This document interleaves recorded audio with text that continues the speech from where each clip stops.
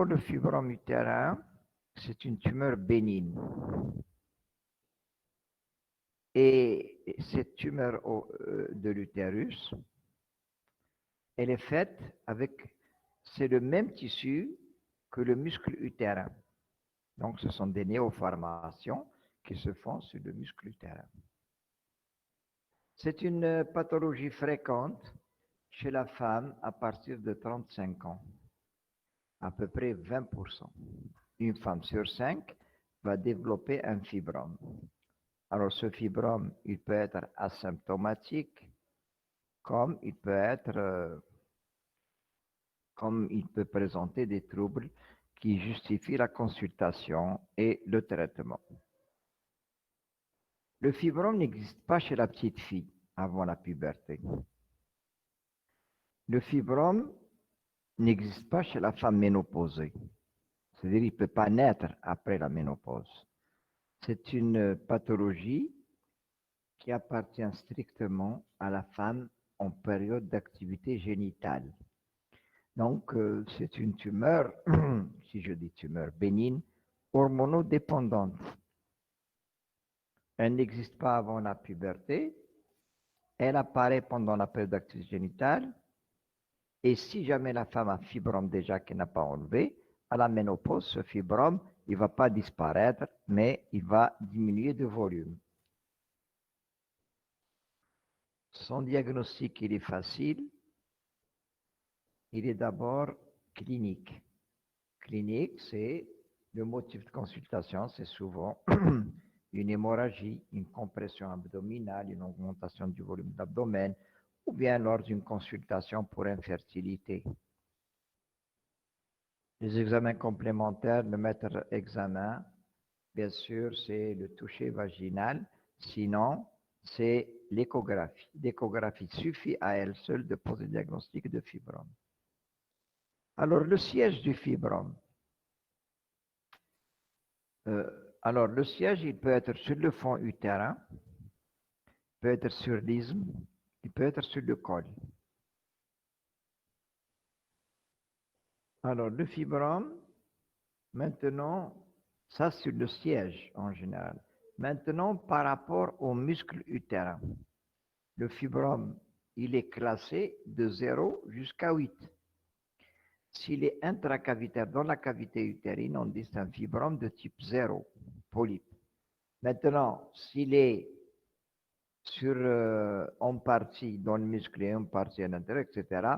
Et au fur et à mesure qu'il pénètre dans le muscle jusqu'à la séreuse, on va dire 0, 1, 2, 3 et 4. Excusez-moi, je réponds au téléphone. Ouais, je suis en plein cours. Hein? Alors,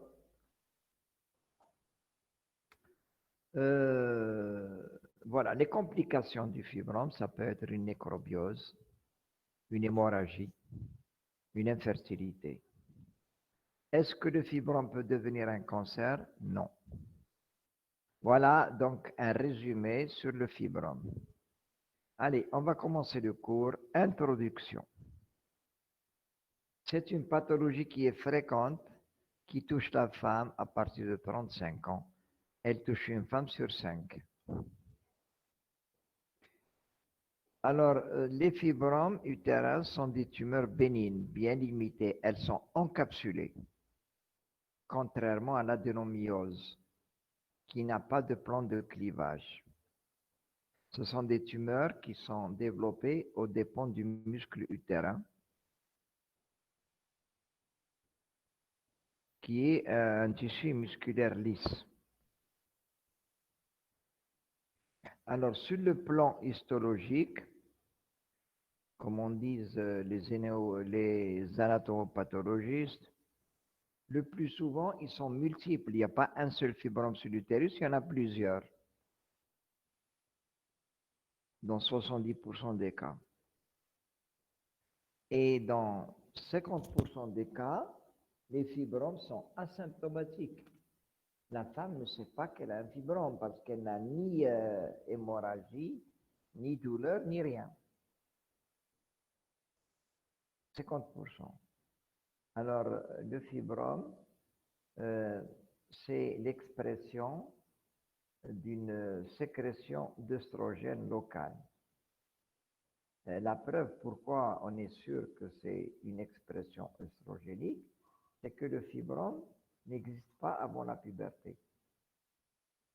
Et dès que la femme a ses règles, donc dès que les ovaires commencent à sécréter des œstrogènes et de la progestérone, les fibromes peuvent apparaître. Donc, ils sont hormonodépendants. Si on prend en général les fibromes, le plus souvent, chez les femmes, surtout en périménopause, c'est l'indication le plus souvent d'hystérectomie. Pourquoi il y a un fibrome éthiopathogénique? Alors, bien sûr, le mécanisme des fibromes, il reste mystérieux. Alors, mais le rôle le plus favorisant qu'on a retrouvé, c'est le facteur hormonal. Et je répète, comme j'ai dit tout à l'heure, il n'y a pas de fibrome à la puberté. Il y a une augmentation du volume du fibrome pendant la grossesse, si jamais il y a une grossesse. Pendant la période de périménopause, ou bien lorsque la femme prend un traitement à base d'œstrogène ou bien à base de pilule. Pourquoi? Donc, pendant la grossesse, le placenta sécrète beaucoup d'œstrogène et de progestérone. À la périménopause, il y a un déséquilibre de rapport œstrogène sur progestérone. Il y a beaucoup plus d'œstrogène que de progestérone. Donc, il y a ce qu'on appelle une insuffisance lutéale, ce qu'on appelle également une hyperœstrogénie relative. Et on a remarqué que si la femme avait un fibrome, après la ménopause, il y a une régression du fibrome. Le fibrome diminue de volume. Généralement, lorsqu'il y a un déséquilibre œstroprogestatif, donc il y a une insuffisance lutéale qui va entraîner une hyperplasie, un épaississement de l'endomètre qui est responsable des hémorragies. Alors, maintenant, les facteurs, les autres facteurs, facteurs ethniques. Il y a beaucoup plus de fibromes chez la race noire que chez la race blanche. Et puis, il y a le facteur héréditaire. Moi, personnellement, j'ai trouvé beaucoup de jeunes femmes qui ont des fibromes dans la même famille. Donc, il y a un facteur héréditaire. Point de vue anapath. Alors, macroscopiquement, c'est une tumeur qui est régulière, qui est lisse, qui est bosselée, qui est encapsulée. Donc, lors de la chirurgie, cette capsule permet de faire une énucléation facile. Donc, c'est une tumeur régulière, bien encapsulée, dont l'exérèse est facile.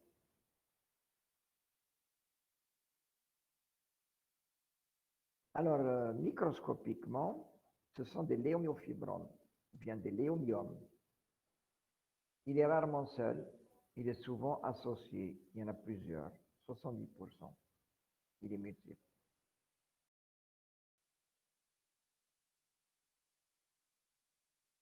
Alors, la taille du fibrome, elle varie d'un demi-centimètre, de 1 millimètre, etc., jusqu'à une tête d'enfant, jusqu'à 10, 15, 20, 30 centimètres même. Le siège, par rapport au corps de l'utérus, comme j'ai dit, la majorité des fibromes siègent sur le corps de l'utérus, 96%. Sur l'isthme, 1%, et sur le corps, 3%. Par rapport maintenant à la paroi utérine, par rapport aux muscles, ils peuvent être intracavitaires. Donc, intracavitaire, ça veut dire sous-muqueux. Ce sont ces fibromes-là qui saignent. Donc, dans la cavité utérine, dans la base d'implantation, est large ou bien fine, c'est ce qu'on appelle un pédicule. Ces fibromes sous-muqueux qui sont dans l'intérieur de la cavité, ce sont eux qui sont responsables d'hémorragie, de ménorrhagie et d'une desquamation de l'endomètre hyperplasique. Voilà. Donc, on voit ici un utérus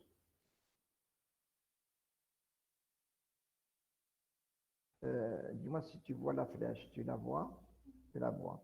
Donc, voici la cavité utérine d'abord, voici la cavité, ça c'est le col, et ça c'est la cavité. Et on voit ici un fibrome à l'intérieur de la cavité, avec son pédicule qui est là. Donc, ça c'est un fibrome pédiculé intracavitaire. On va voir la nouvelle classification, on l'appellera, c'est un fibrome intracavitaire de type 0. 0.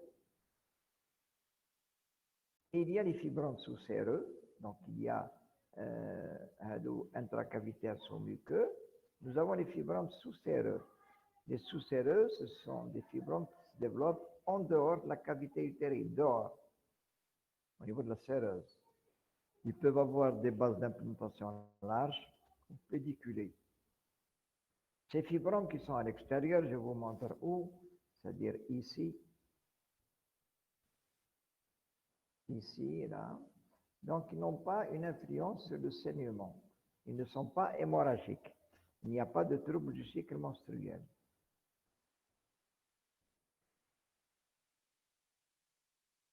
Mais seulement ces fibromes, quand ils sont à l'extérieur, ici, avec un pédicule comme ça, le risque, c'est la torsion. Ils peuvent se tordre.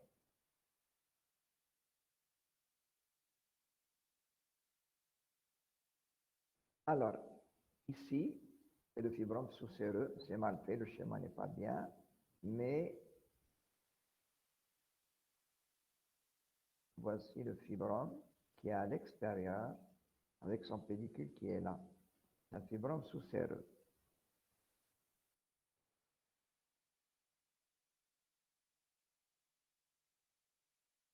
Il y a les fibromes interstitiels, c'est-à-dire à l'intérieur du muscle utérin, dans l'épaisseur, qui va déformer aspect d'un utérus bosselé. Vous voyez ici le fibrome, voici le muscle, tout ça c'est le muscle.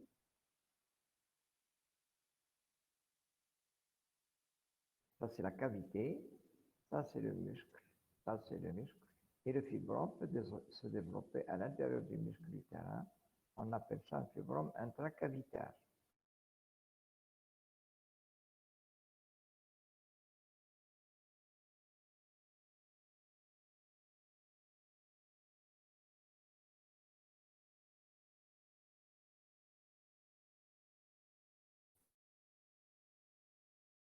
Et d'une découverte fortuite, parfois, c'est lors, parfois c'est une découverte fortuite lors d'un examen gynécologique ou bien pour une infertilité.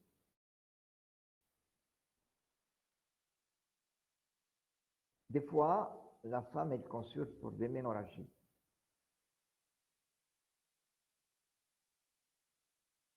Ménorragie. Les ménorragies sont rares, c'est-à-dire elle peut saigner durant tout le cycle comme elle peut avoir des cycles très longs.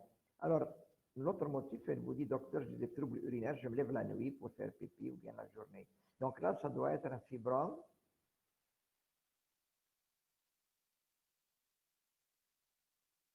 incontinence urinaire, etc.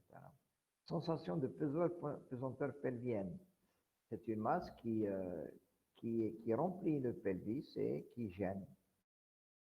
Ou bien, la femme, elle consulte, elle vous dit, docteur, j'ai le ventre qui sort, le pantalon ne rentre plus, etc. Et vous faites l'échographie, vous allez découvrir qu'il y a une grosse masse à l'intérieur. Ou bien la découverte, c'est lors d'une complication, soit hémorragique, soit une torsion des sous-séreux pédiculés. On va faire l'examen clinique. À l'inspection, lorsque le fibrome est volumineux et qu'il n'est plus intrapelvien, il dépasse en hauteur, donc quand c'est un développement abdominal, on va trouver une voussure abdominale suspubienne et la femme, on dirait qu'elle est enceinte. Le toucher vaginal combiné au palpé abdominal, on va retrouver une masse qui est collée à l'utérus, qui est indolore, qui est lisse, bosselée, et qui est solidaire de l'utérus. Une grosse masse à la palpation au toucher vaginal combinée au palpé. Si on fait un examen au spéculum, généralement, il ne peut rien montrer. Par contre, si on trouve un col qui est dévié latéralement, ou bien planqué sous la symphyse pubienne, ou bien rétroversion fifévelle postérieure, ou bien lorsque le fibrome, quand il est sous-muqueux, qui est expulsé par le corps, donc un polype cervical pédiculé. Donc, ce sont ces examens-là qui peuvent attirer notre attention. On met un spéculum, on trouve un petit bout qui sort à travers le col. En fait, c'est un fibrome pédiculé qui est expulsé à travers le col. Quels sont les examens complémentaires pour le fibrome? Il n'y en a pas beaucoup, mais l'examen est facile. Le premier examen, c'est l'échographie pelvienne. C'est une tumeur solide, hypoéchogène, qui a à peu près la même échogénicité que le muscle utérin. Elle peut avoir une déformation utérine ou bien une déformation de la ligne de vacuité. Alors l'échographie va préciser le nombre, le siège, la taille. Et on recherchera toujours parce qu'il y a une hyperœstrogénie, il faut toujours chercher s'il n'y a pas une hypertrophie de l'endomètre. Les autres examens, l'hystéroscopie. L'hystéroscopie, elle est intéressante lorsque le fibrome est intracavitaire, sous-muqueux.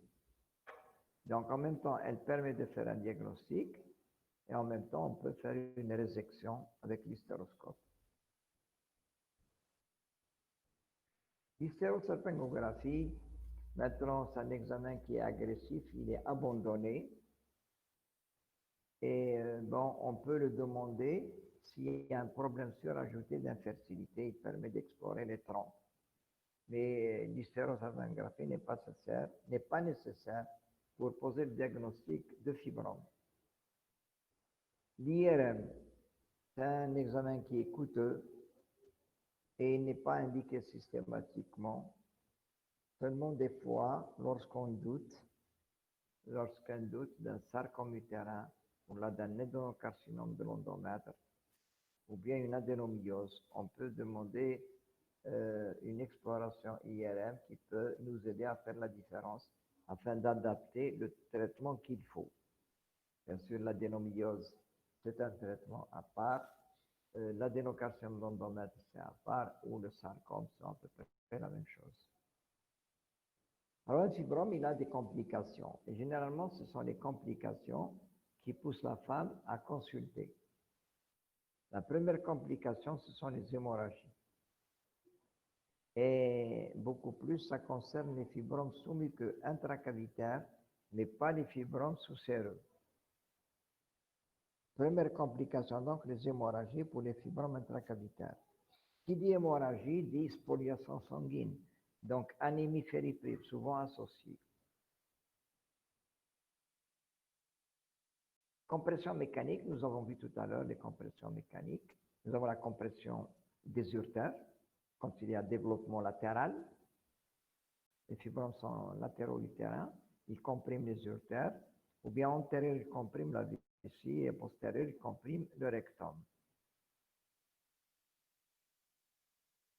Donc, ça peut être, moi j'ai vu une fois une médecin qui est venue pour une rétention d'urine.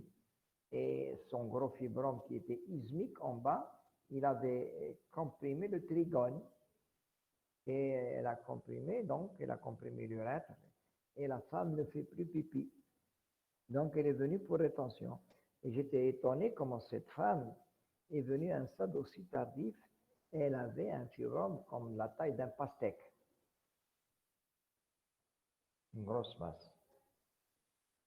Bien sûr, si cette femme s'habillait de façon un peu moderne, pantalon, jean, tout ça, elle se serait rendue compte. Mais comme elle portait une djellaba ou une burqa, ou je ne sais pas comment on appelle, donc tout est caché en dessous, elle grossit, elle augmente le volume, elle ne se rend pas compte. Hein? Mais si elle portait un jean, elle se rendait compte tout de suite. Hein? Ouais. Donc les compressions mécaniques, donc ce sont les compressions des urtères de la vessie et du rectum. Ou bien, des fois, le fibrome, quand il est pédiculé à l'extérieur, sous séreux, il peut faire une torsion. Et c'est à peu près la même expression que la torsion d'ovaire, des tumeurs de l'ovaire. Maintenant, le fibrome peut se nécroser. Lorsqu'il y a une torsion d'un fibrome, ou bien parfois lorsqu'il y a une grossesse associée, il y a un risque quand même de nécrose aseptique qui est favorisé parce qu'il y a une ischémie du fibrome. Alors, dans la nécrose, il y a généralement une douleur et une fièvre. Donc, une masse pelvienne adhérente à l'utérus avec fièvre et douleur, il faut penser à un fibrome en nécrobiose. Madame, que ça veut dire? Ah là là, nous les Laura. Pédiculer, ça veut dire un pédicule. Madame? Madame? Hey. Voilà. Ici, c'est un fibrome intracavitaire. Vous voyez, et il a un pédicule. La même chose, lorsqu'il y a un fibrome sous-séreux, on ne voit pas son pédicule. Pédicule, c'est pied. Donc, elle a un fibrome ici. Plutôt, ça, c'est le fibrome, et ça, c'est le point d'attache du pédicule. Lorsque l'utérus, le fibrome, fait une rotation, il va tordre, c'est comme si on vous tord la main, et ça va faire très mal. Donc, ce n'est pas un fibrome qui est le fibrome, par exemple. Ce fibrome-là, qui est intramural, ce fibrome, il ne risque pas de faire une torsion. Par contre, les fibromes pédiculés peuvent faire une torsion. Allez.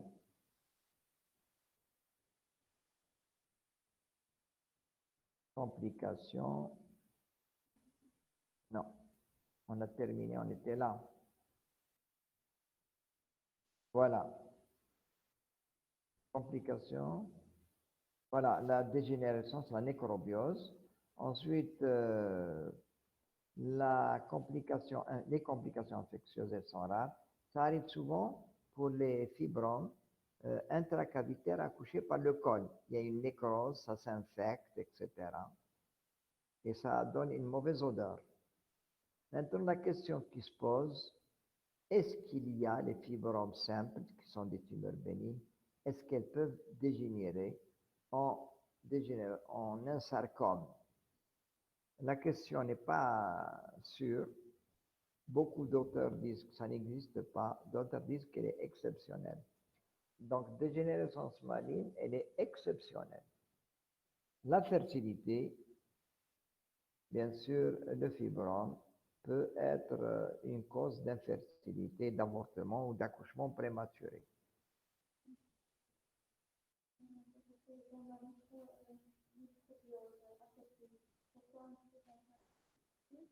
Pourquoi?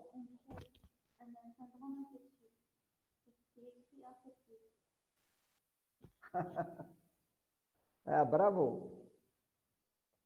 Bravo. Alors, moi, je pense que dans la nécrobiose aseptique, il y a une dissémination. Il y a plutôt, attendez, aseptique.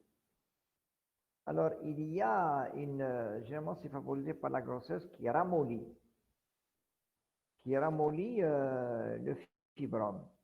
En fait, je pense que c'est beaucoup plus une phase inflammatoire. C'est la phase inflammatoire parce que le fibrome est ramolli ou bien il est tordu, il est ischémié, qui donne cette... Mais en fait, ce n'est pas une septicémie. C'est une inflammation qui peut donner peut-être ce syndrome fébrile. Mais moi, je vous dis qu'il n'y a pas de germe dedans. Ce n'est pas comme le fibrome pédiculé accouché par le col. Mais c'est une très bonne question. On dit une nécrobiose aseptique.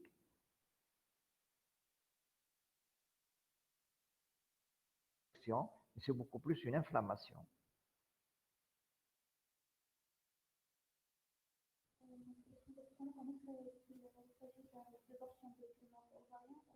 Là, c'est un diagnostic différentiel, oui. Elle a dit comment. C'est une question très difficile.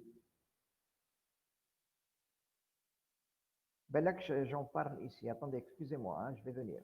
Je vais répondre à votre question. Ben non, je vois qu'elle n'a pas fait. Je vais vous faire. Alors, je vais revenir un petit peu.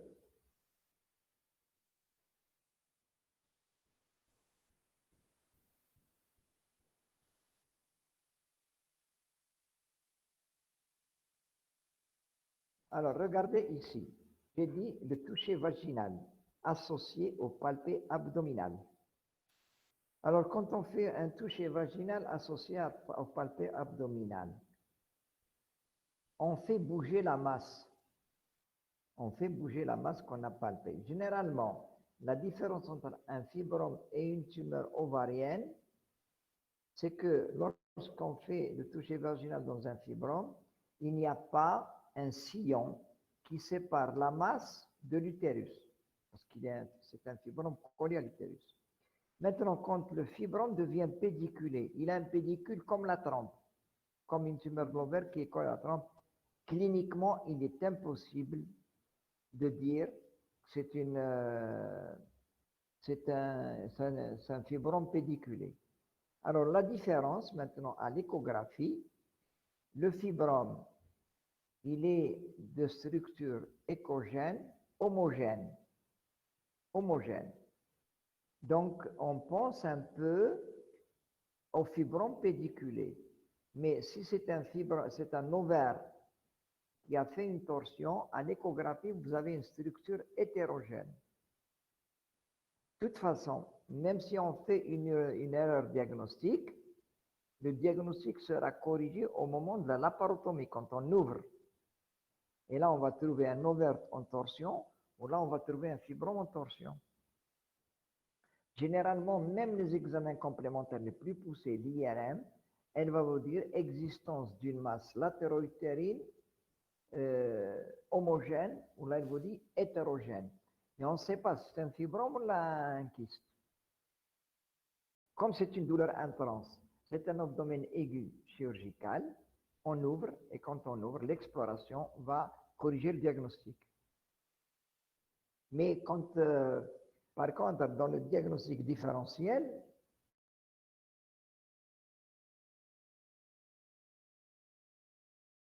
dans le fibrome, diagnostic différentiel, il faut évoquer la suspicion d'un kyste ovaire tordu.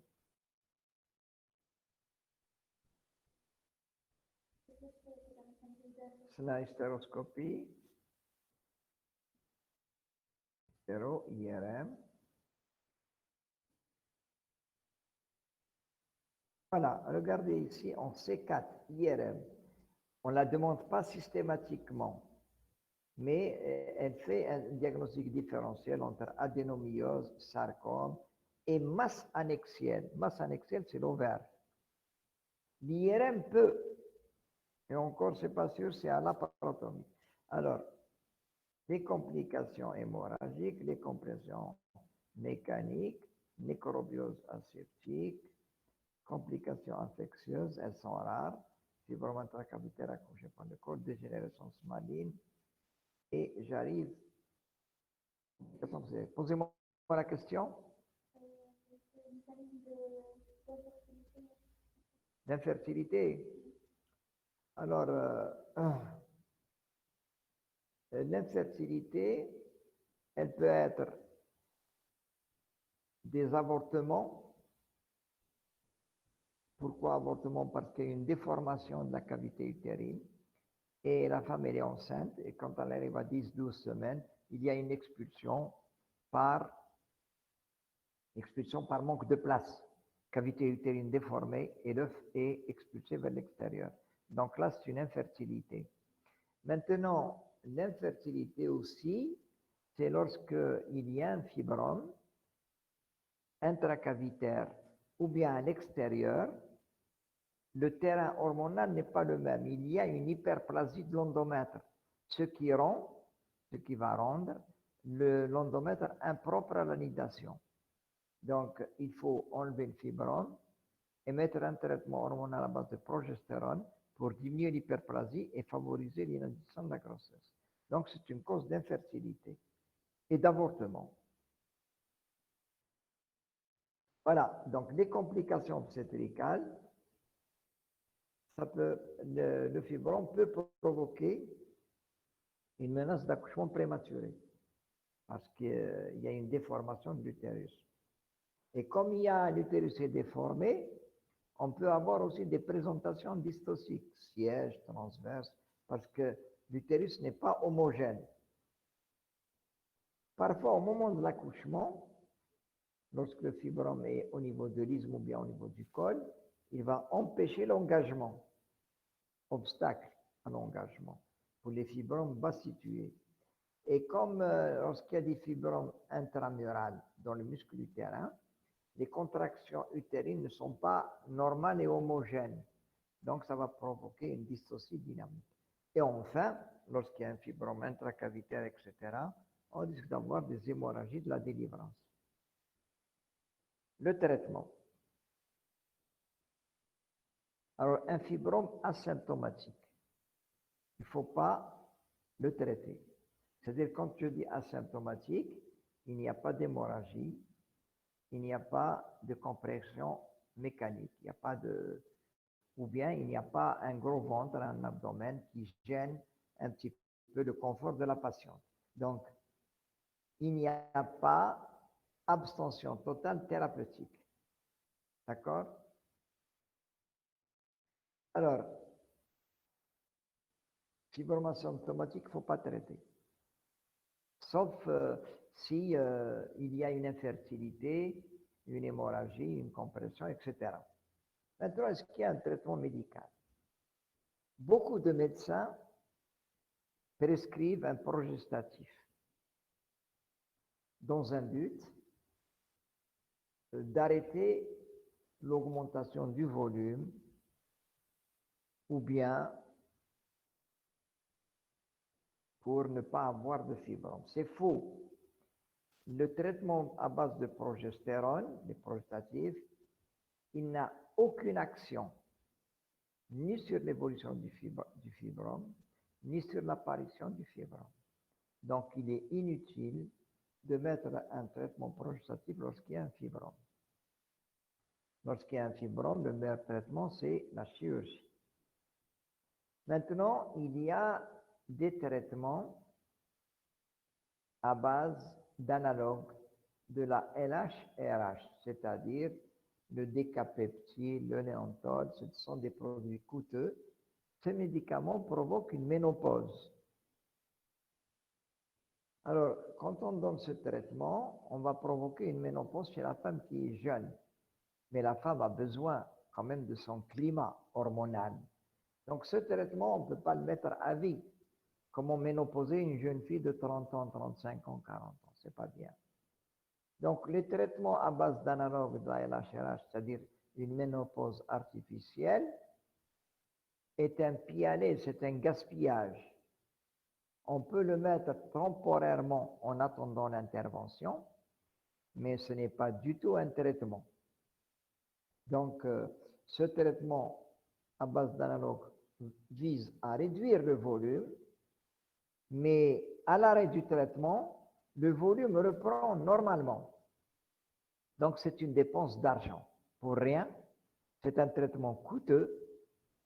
Un traitement de 1 mois peut coûter jusqu'à, en centimes, 1,5 million.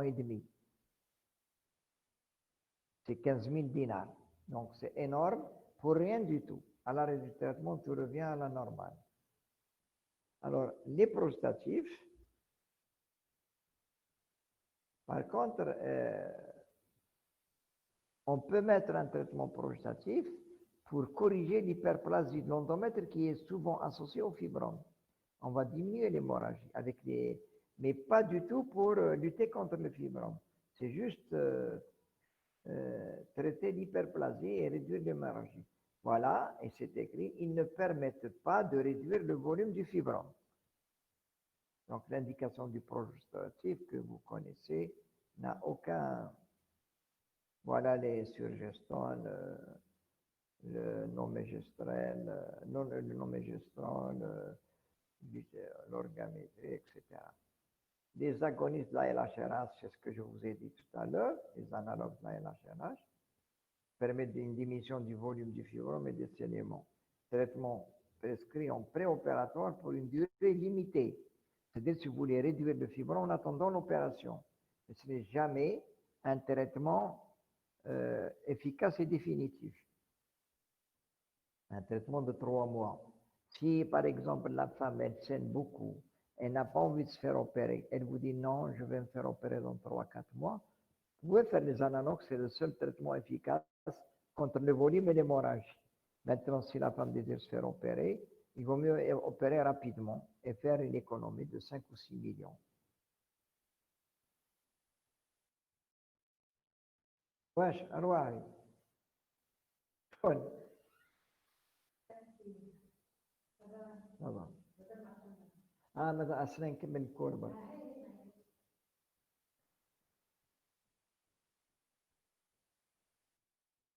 Alors, le traitement chirurgical maintenant. Traitement chirurgical. C'est terminé, hein, le traitement décapéptile, voilà. Traitement chirurgical. Le traitement chirurgical. Alors, quand est-ce qu'on va faire ce traitement? Lorsqu'il y a des hémorragies résistantes au traitement médical. Votre traitement médical ne donne rien. Ou bien lorsque le fibrome est compliqué, de torsion, de compression, etc., il faut passer au traitement chirurgical. Alors, dans le traitement chirurgical, il y a deux types de traitements. Soit on fait un traitement conservateur, on conserve l'utérus.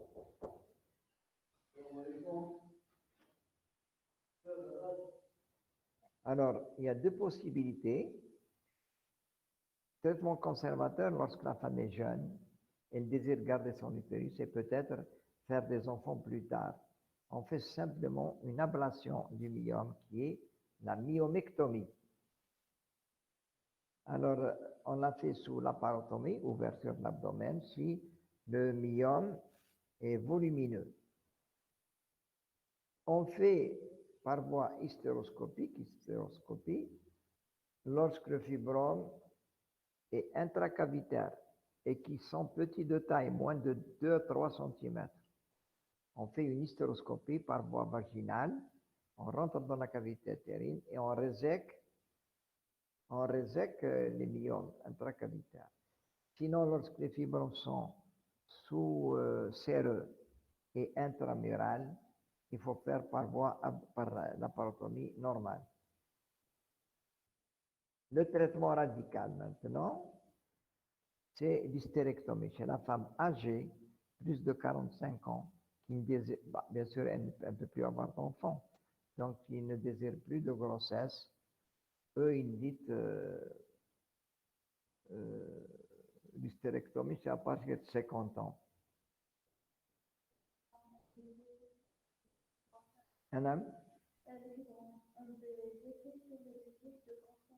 Oui, bien sûr, ça peut être une infertilité. J'ai dit ça tout à l'heure.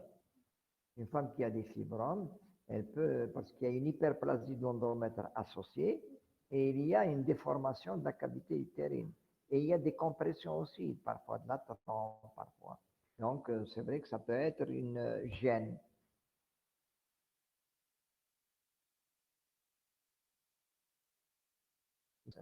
Maintenant, on a dit traitement conservateur, c'est l'ablation des myomes, c'est la myomectomie. Sinon, un traitement radical, qui est l'hystérectomie totale, l'ablation de l'utérus. Donc, on fait l'ablation de l'utérus et on garde les ovaires si la femme est jeune. Si la femme est ménopausée, elle est tendre, qu'elle n'a plus besoin. Alors, l'embolisation, c'est quoi?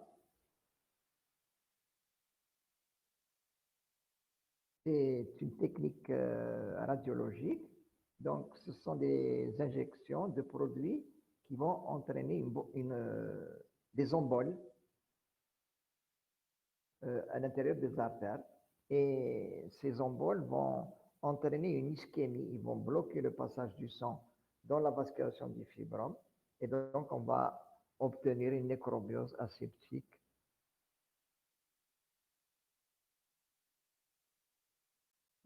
Radiologique.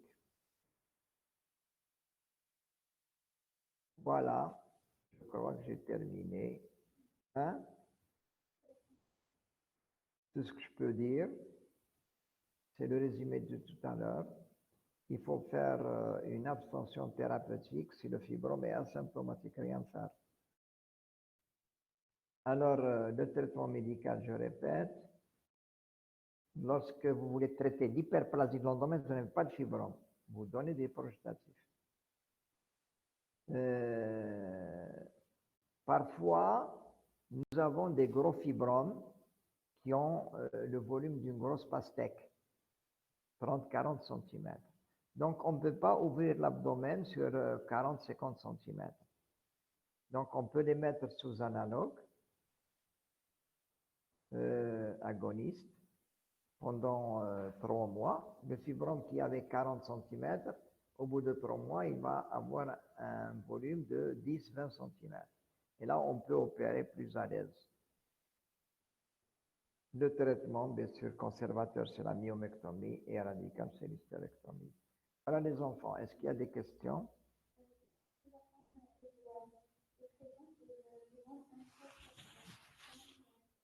Ah, ben écoute, la virginité, c'est pas un problème, hein? Alors, c'est un problème. Vous savez, c'est bête. D'abord, c'est bête de faire une laparotomie à cause de la virginité. On fait une laparotomie, et on ouvre l'utérus et on enlève le fibrome. Hein? Ah oui.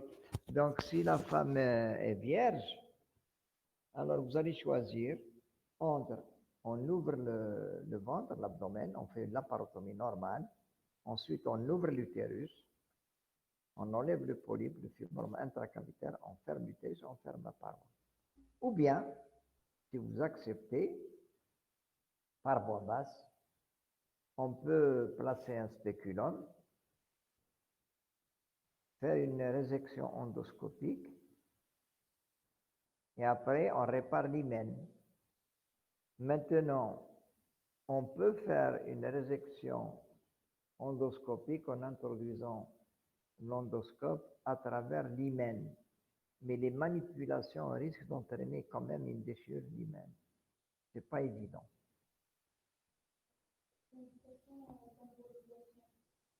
Oui. D'embolisation. D'abord, c'est un examen qui est très difficile à réaliser.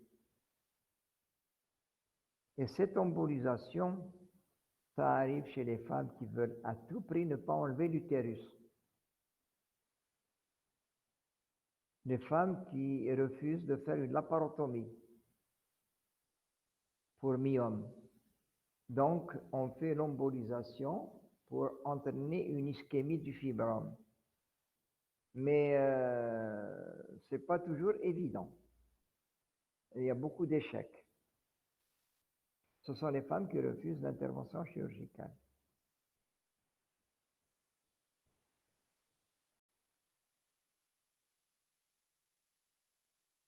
C'est bon? Il faut le laisser. Si on découvre un fibrome au cours de la grossesse, il faut le laisser. Attendez. Tu as compris? Pendant la grossesse? Multiple, oui. On fait quoi? On enlève tous les myomes. Hein? Alors, pendant la grossesse, il ne faut surtout pas toucher.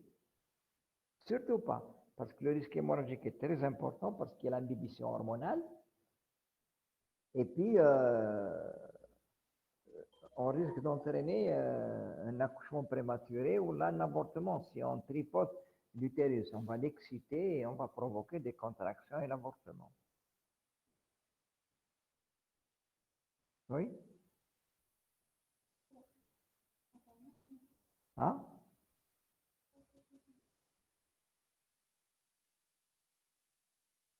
On a terminé? Ok. Allez, merci. À demain.